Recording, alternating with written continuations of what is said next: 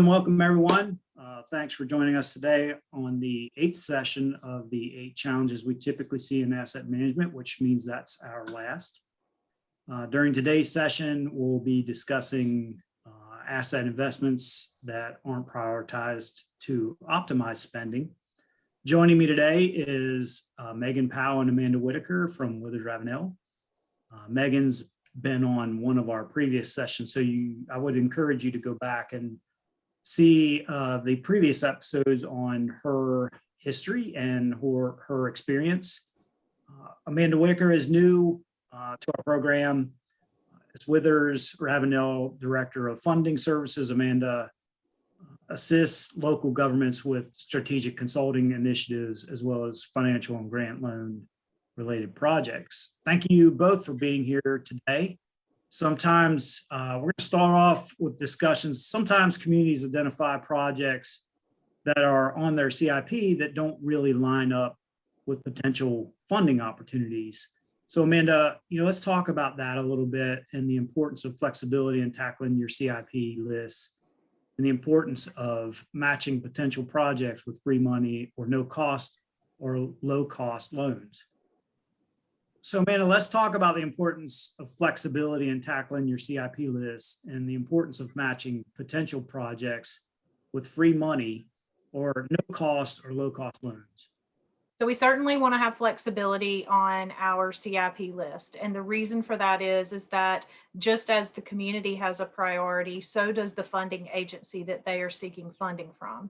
So we want to try and match those projects to get free grant dollars or low interest loans for the projects that score the best according to the agency's rating system.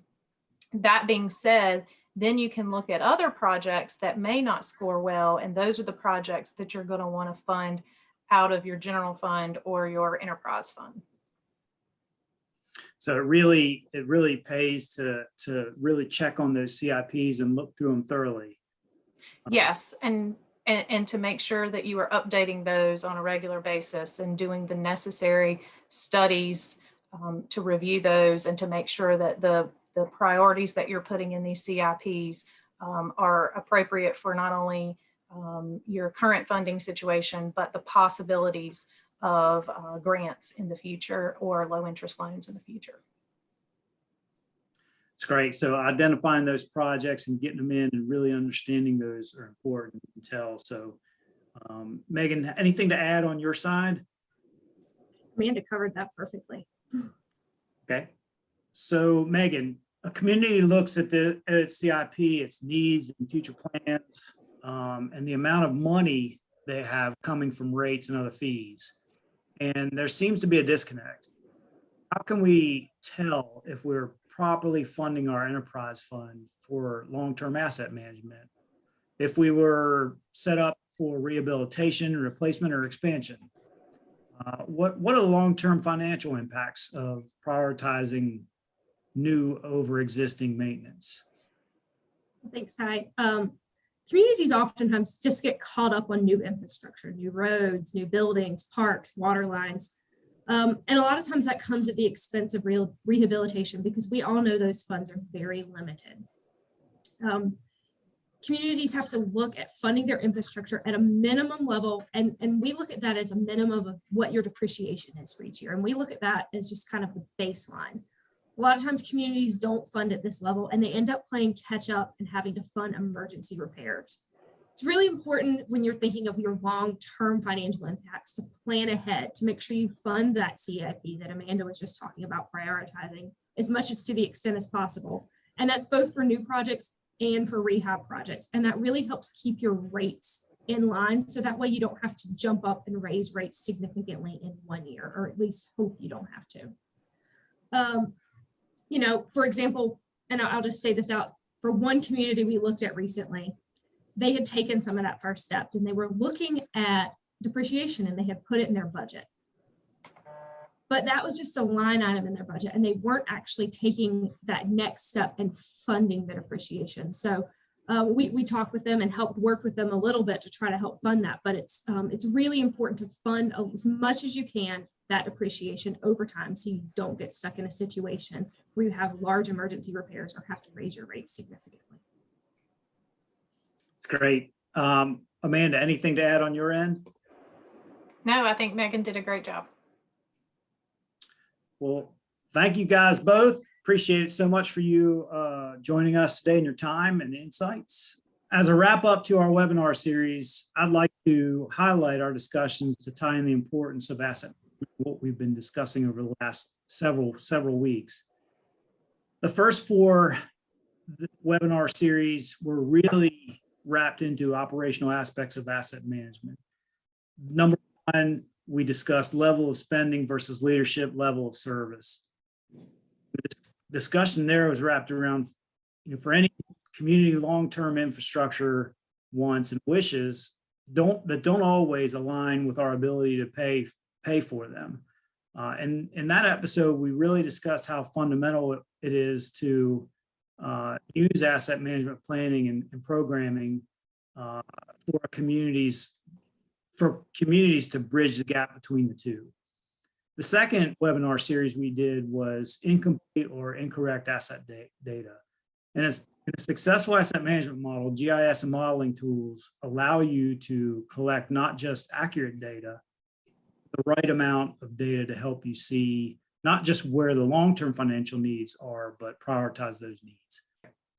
So the third webinar that we did was laborious modeling what-if scenarios. There are many variables that come into play in a life cycle model and how different models can be built using different assumptions and variables, and the results can tell us about the consequences of actions before undertaking them.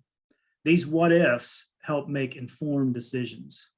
Number 4, simultaneous investments in common corridor assets. It adds so much value and builds credibility for leaders to say what we have planned.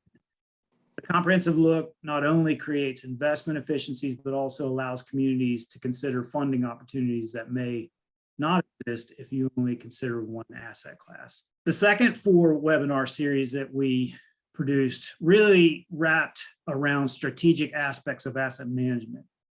The 5th webinar session that we completed was asset management planning is disconnected. The first step is figuring out where you are as a government entity. How sophisticated are your data and existing asset management planning and records? And it's important to look at all the needs and then prioritize them. It's important to plan to align with the CIP with realistic depreciation schedules. The 6th session we did was wrapped around where the plan does not adequately address how to fund capital improvements. Current financial opportunities like ARP, state spending, coronavirus money give communities great opportunities to tackle needed asset and infrastructure fixes. The 7th session that we did was titled Fails to Consider Long-Term Financial Impacts of New Infrastructure Investments. What are some of the long-term asset management costs communities need to consider when they're seeing growth? Also, quality inspections lead to longer assets and lower future maintenance costs, and importance of realistic demands and new development. And of course, this last final session was about asset investment that aren't prioritized to optimize spending. For a replay of the session or a copy of the materials we referenced, you can find links to all of this on our website at www.WithersRavenel.com under the news section, or in our LinkedIn feed and our YouTube page. If you have any questions, please don't hesitate to reach out to us at info@WithersRavenel.com, and we will get to your question to the right person. Thanks again. Thank you.